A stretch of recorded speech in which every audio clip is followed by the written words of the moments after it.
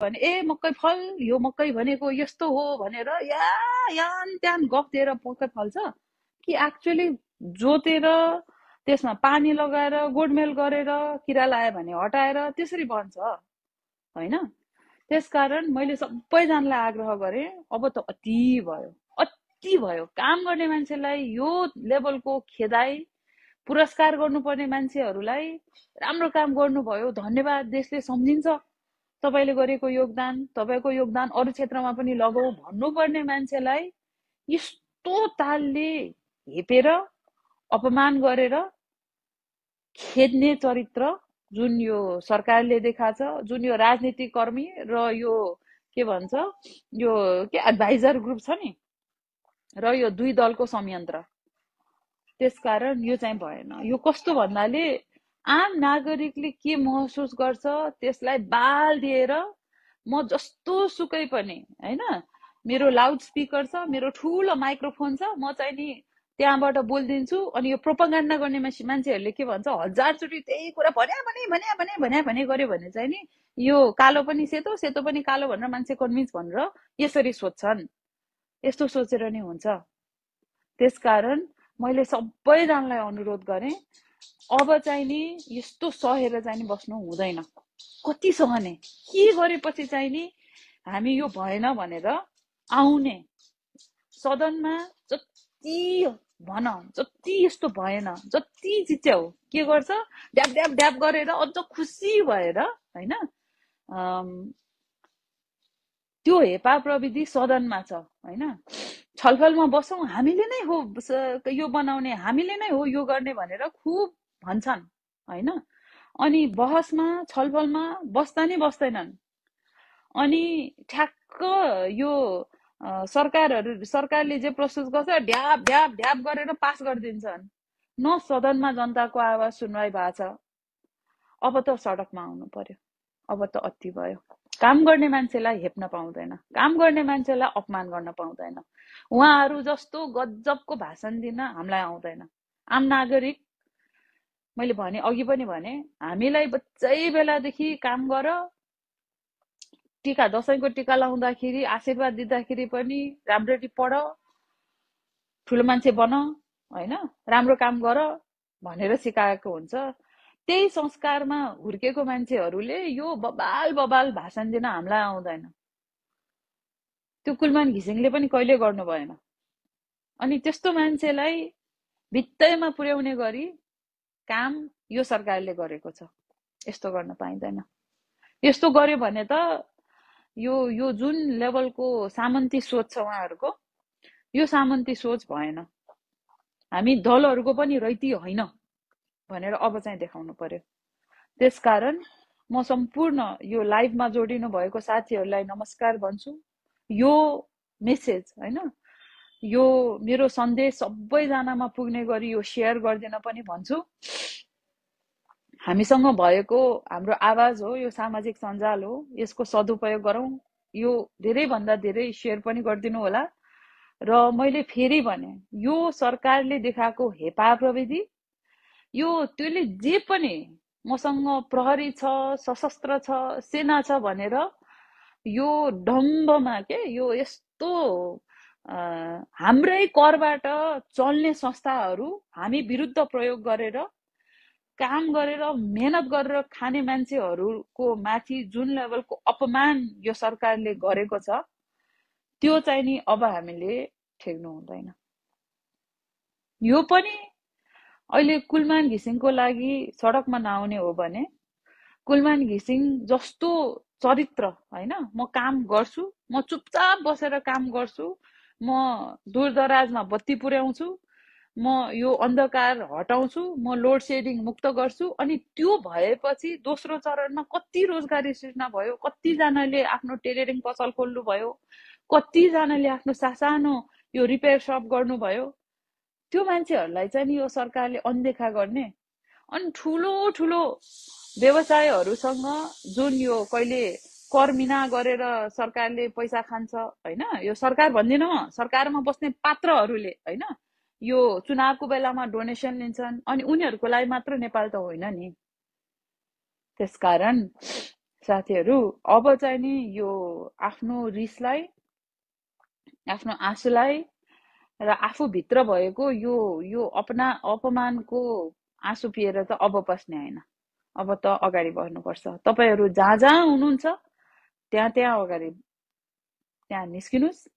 यो सरकारलाई त्यो हेपा प्रविधि अब हामी सहँदैनौँ भनेर त्यो चाहिँ नि अब हामीले सन्देश दिनुपर्छ नै। हिजो पनि धेरै साथीहरू सडकमा आउनुभयो। म पनि जनताले गरेको आह्वानमा म अगाडि गएँ।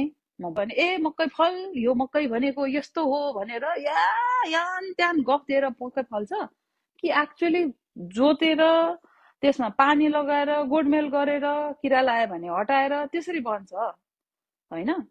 त्यसकारण मैले सबैजनालाई आग्रह गरेँ, अब त अति भयो, अति भयो। काम गर्ने मान्छेलाई यो लेभलको खेदाई, पुरस्कार गर्नुपर्ने मान्छेहरूलाई राम्रो काम गर्नुभयो, धन्यवाद, देशले सम्झिन्छ तपाईँले गरेको योगदान, तपाईँको योगदान अरू क्षेत्रमा पनि लगाऊ भन्नुपर्ने मान्छेलाई यस्तो तालले हेपेर अपमान गरेर खेद्ने चरित्र जुन यो सरकारले देखाछ, जुन यो राजनीतिक कर्मी र यो के भन्छ यो के एडभाइजर ग्रुप छ नि र यो दुई दलको संयन्त्र, त्यसकारण यो चाहिँ भएन। यो कस्तो भन्नाले आम नागरिकले के महसुस गर्छ त्यसलाई बाल दिएर म जस्तो सुकै पनि हैन, मेरो लाउड स्पिकर छ, मेरो ठुलो माइक्रोफोन छ, म चाहिँ नि त्यहाँबाट बोलिदिन्छु। अनि यो प्रोपागान्डा गर्ने मान्छेहरूले के भन्छ, हजारचोटि त्यही कुरा भने गर्यो भने चाहिँ नि यो कालो पनि सेतो, सेतो पनि कालो भनेर मान्छे कन्भिन्स भनेर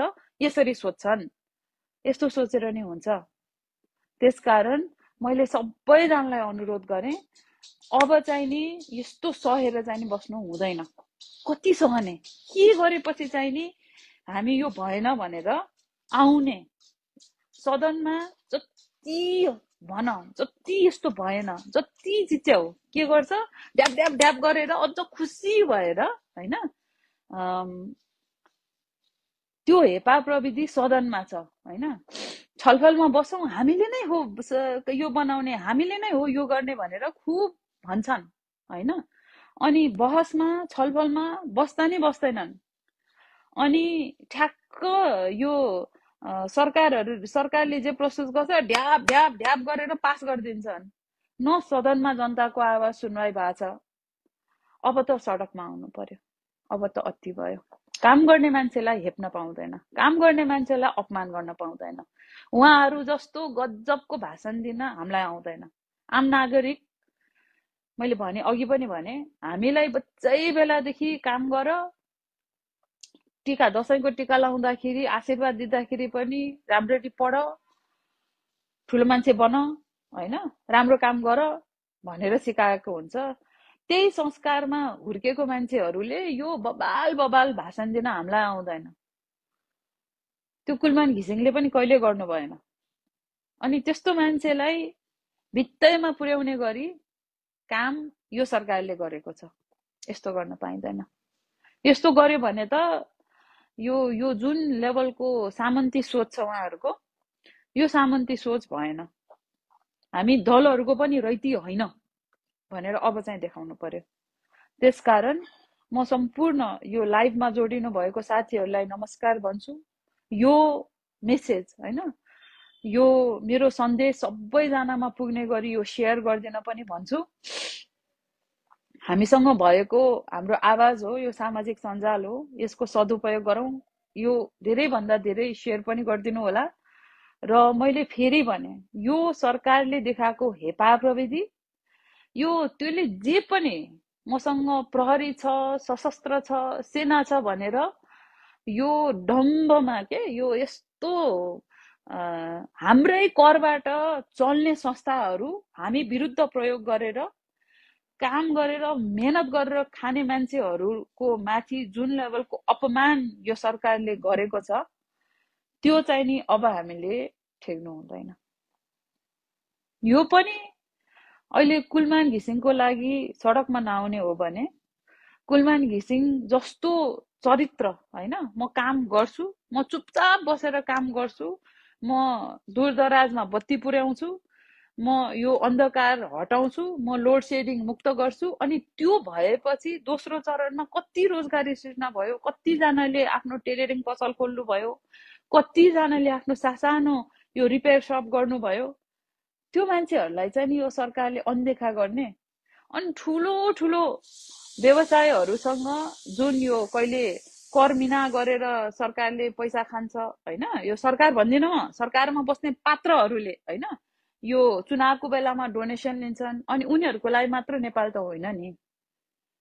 त्यसकारण साथीहरू अब चाहिँ नि यो आफ्नो रिसलाई, आफ्नो आँसुलाई र आफूभित्र भएको यो यो अपमानको आँसु पिएर त अब बस्ने होइन, अब त अगाडि बढ्नुपर्छ। तपाईँहरू जहाँ जहाँ हुनुहुन्छ त्यहाँ त्यहाँ अगाडि त्यहाँ निस्किनुहोस्। बसेँ काम गर्न दे सरकार भन्ने त्यो मेरो नारा थियो।